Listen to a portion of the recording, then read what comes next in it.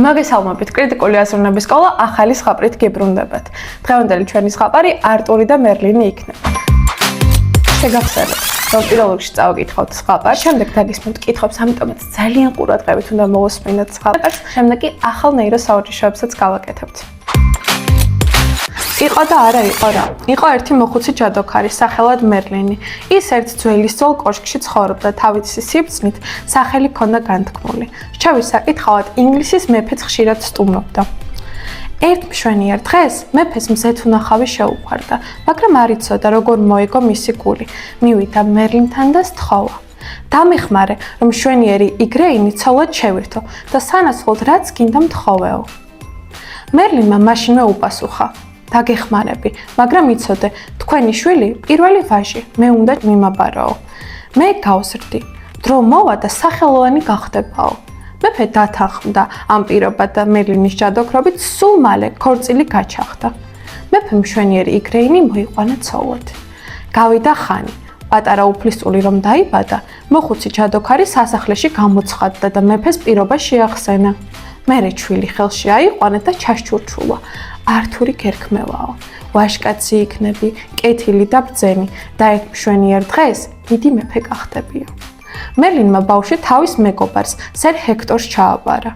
უფლისწული როგორც კი წამოიზარდა, ყოველდღე ნახულობდა მას და მეფობისთვის ამზადებდა. ართური მერლინის გაკვეთილებს ჰექტორის შვილთან, კეისთან, შუბისა და ხმის ქნევას ამჯობინებდა.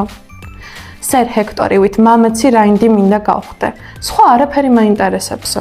მანამდე კი კეის რაინდ და შეჯიბრებაზე გავყვები, მისი პაჟი ვიქნები. უთხრა ერთხელაც მერლინს.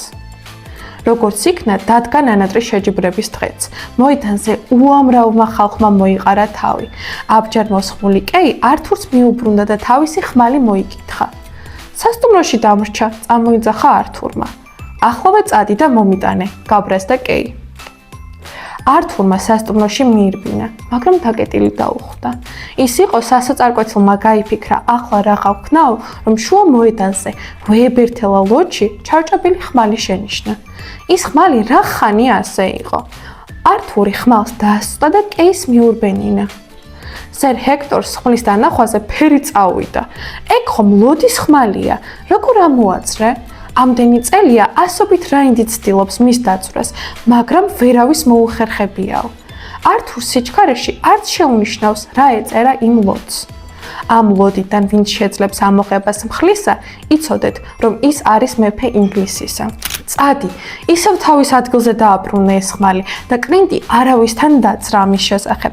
კეის მეუშოვი სხვა ხმალს, უთხრა სერ ჰექტორმა. მერლინი ყველაფერს უსიტყვოდ ადევნებდა თვალს. საღამოს ყველა შეჯიბრების დასრულებას ზეიმობდა. რამდენიმე რაინდმა ლოდიდან ხმლის ამოძრობაც სცადა, მაგრამ ძრა ვერავინ უყო. აბა ეს ბიჭი მიუშვით, თქვა მერლინმა ხმამაღლა და ართურს მხარზე ხელი დაადო. ფეხზე ძლივს დგას, მაგა ხმალი როგორ უნდა ამოსციოსო, გაეცინათ რაინდებს, მაგრამ ართურმა არაფრად ჩააგდო ისინი. ლოდთან მივიდა და ხმალს ხელი მოჰკიდა. ჯადოს ნურშუქში გახოვული ხმალი გრდემლიდან ამოოსრიალდა და პატარა ვაჟის ხელში აციმციმდა. ამ სასწაულის დანახვაზე რაინდებმა პატარა ბიჭს დაუჩოქეს. დღეგრძელი იყო ჩვენი მეფე. მეორე დღეს ტაძარში ართური ინგლისის მეფე დაკურთხეს. ყველა რაინდი ესწრებოდა კურთხევას. მერლინიც იქ იყო. უხაროდა რომ მისი წინასწარმეტყველება ახდა. ართური ბრძენი და ძლიერი მეფე იყო. მისი მეფობის დროს ინგლისში მშვიდობა და კეთილდღეობა სუფევდა. ახლა კი შეკითხვების დრო არის. იმედი მაქვს, ჩემ წაკითხულ ზღაპარს ყურადღებით უსმენდი. პირველი კითხვა, რომელიც ჩვენთან მექნება, არის: რატომ მოითხოვა მერლინმა პირველ ვაჟას რუნის უფლება? რატომ ვერ ამოიღეს ხმალი სხვა რაინდებმა და რატომ გამოვიდა ეს ართურს? ნუ თუ ართური სხვა რაინდებზე უფრო ძლიერი იყო. მესამე შეკითხვა. რას ნიშნავდა ის, რომ ართური კეთილი და ბრძენი მეფე იყო? რა თვისებები უნდა ქონოდა კარგმა ფეს? მეოთხე საბოლოო შეკითხვა.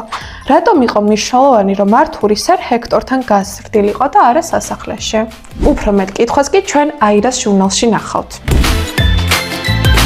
სანამ ტვინის აერობიკაზე გადავალთ, არ დაგავიწყდეს და ლაიქო ეს ვიდეო, გამოიწერო ჩვენი არხი და გადმოწერე აირას ახალი ჟურნალი. ახლა კი ტვინის აერობიკის დრო არის. დღეს ახალ სავარჯიშოებს გასწავლი.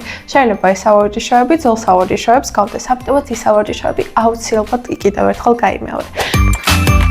პირველი საუბრში, რომელსაც გასწავლი, არის ერთი ხელით ვაკეთებთ 5-იანს, მეორე ხელით ვაკეთებთ 4-იანს. 1, 2.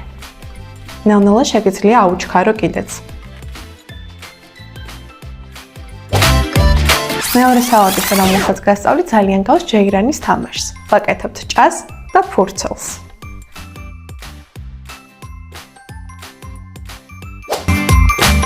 დღეისთვის სულ ეს იყო. ჩვენ მომავალ ვიდეოში შევხვდებით. კარგად!